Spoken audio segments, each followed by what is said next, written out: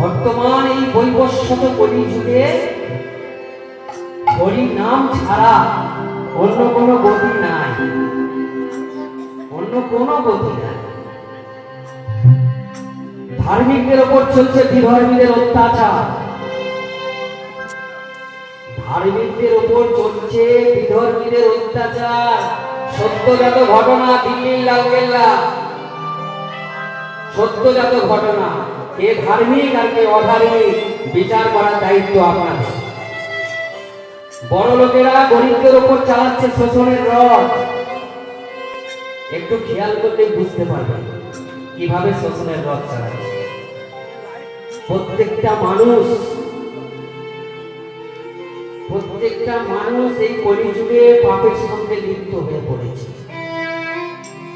কোনো না কোনো পাপ কর্মের সঙ্গে যুক্ত হয়েছে।